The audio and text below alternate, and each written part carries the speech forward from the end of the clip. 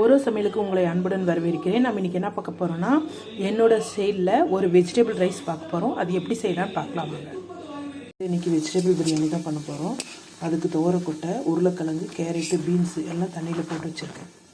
தாளிக்கிறதுக்கு 10 கிராம்பு, 2 பட்டை, 5-6 ஏலக்காய். எண்ணெய் காஞ்சதோ இதெல்லாம் சேர்த்துக்கலாம். வெடித்த உடனே ஒரு 5-6 பச்சை மிளகாய்.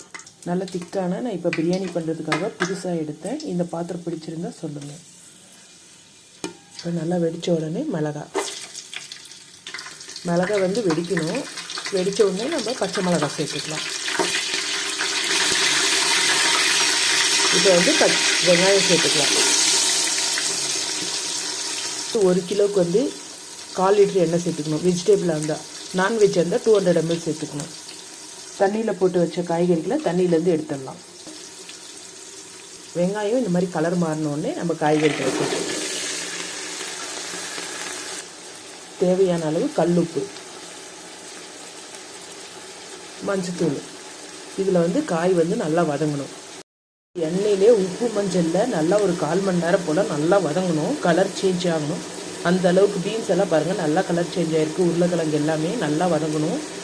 இப்போ வந்து மெயினாக இதுக்கு ஒரு மசாலா அரைக்க போகிறோம். இஞ்சி பூண்டு வந்து ஃப்ரெஷ்ஷாக தான் அரைக்கணும். 50 கிராம் இஞ்சி, 50 கிராம் பூண்டு 1 கிலோவுக்கு. இப்போ ஃப்ரெஷ்ஷாக அரைச்சி வச்சுருக்கோம். 20 பாதாம், கார மிளகா 15. இது வந்து காஷ்மீரி சில்லி, காரம் இருக்காது, கலர். இது ஒரு 10. இது எல்லாமே மிக்ஸி ஜாரில் நல்லா நைஸாக அரைச்சிக்கணும். காய் வந்து நல்லா வதங்கிடுச்சு. இப்போ இஞ்சி பூண்டு பேஸ்ட் சேர்த்துக்கலாம். இப்போ இஞ்சி பூண்டு பேஸ்ட்டு ஒரு 2 நிமிஷம் நல்லா வதங்கணும் எண்ணெயில். வந்து நல்லா வதங்கிருச்சு இஞ்சி பூண்டு. இப்போ வந்து தக்காளியை சேர்த்துக்கலாம். தக்காளியும் கலரிக்கலாம்.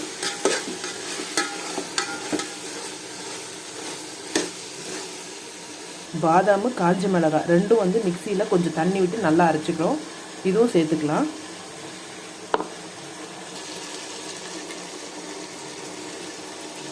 வந்து இது கலரிக்கலாம்.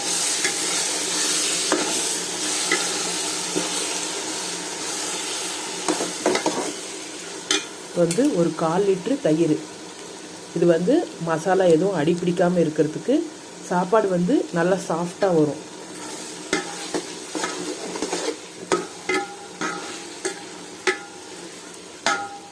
இப்போ வந்து கொஞ்சமாக தண்ணி அந்த மிக்ஸி ஜாரை கழுவிட்டு சேர்த்துருக்கோம்.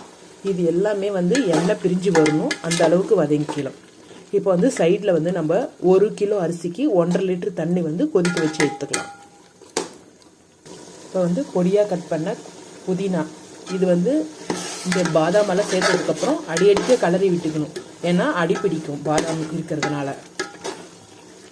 ஆனால் எண்ணெய் நல்லா பிரிஞ்சு வர அளவுக்கு வதக்கினா தான் சாப்பாடு நம்மளுக்கு டேஸ்ட்டாக இருக்கும் பிரியாணி. அரிசியில் தண்ணி விட்டு நல்லா 2 முறை கழுகி எடுத்துக்கலாம். நான் வந்து சோனா மசூரி ரைஸ் எடுத்துருக்கிறேன். நீங்கள் ஜீரா ரைஸ், பாஸ்மதி ரைஸ் எது எடுத்துக்கிட்டாலும் பரவாயில்ல. லைட்டாக எண்ணெய் விட ஆரம்பிச்சிருக்கு. இந்த ஸ்டேஜில் லெமன் புழிஞ்சிருக்கலாம். ஒரு 1/2 லெமன்னு.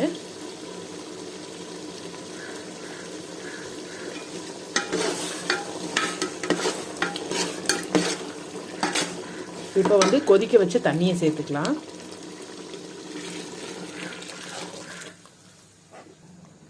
கொதிக்க வச்ச தண்ணி சேர்த்ததுனால சேர்த்த உடனே பாருங்கள் நல்லா கொதிக்குது. இப்போ வந்து அரிசியை சேர்த்துக்கலாம்.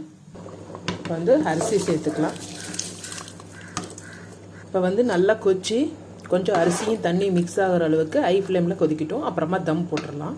நல்லா கொதிக்குது. இந்த ஸ்டேஜில் வந்து நான் வீட்லேயே ரெடி பண்ண நெய் வந்து ஒரு 50 ml சேர்த்துக்கிறேன். நல்லா மணலாக இருக்குது பாருங்கள். நான் வீட்லேயே ரெடி பண்ணது. இப்போ வந்து இது ஒரு வாட்டி கலரி விட்டுக்கலாம். பாருங்கள், அரிசிக்கும் தண்ணிக்கும் தம் போட்டால் சரியாக போயிடும். இப்போ வந்து தம் போட்டுடலாம். 20 நிமிஷம் தம் போட்டுட்டு எடுத்து பார்க்கலாம். மேலே தட்டு போட்டு மூடி நல்லா ஒரு வெயிட்டான பாத்திரம் வச்சு சிம் பண்ணிவிட்டு ஸ்டவ்வை 20 நிமிஷம் கழித்து ஓப்பன் பண்ணி பார்க்கலாம். நம்ம கொஞ்சம் இந்த மாதிரி தண்ணி இருக்கும் போது சேர்த்தா தான் மேலே அரிசியாக இல்லாமல் நல்லா ஈவனாக வெந்திருக்கும். நம்ம ரொம்ப ட்ரை பண்ணிவிட்டு தம் போட்டோம்னா மேலே அரிசியாகவும் உள்ளே வந்து கொலன்னு இருக்கும்.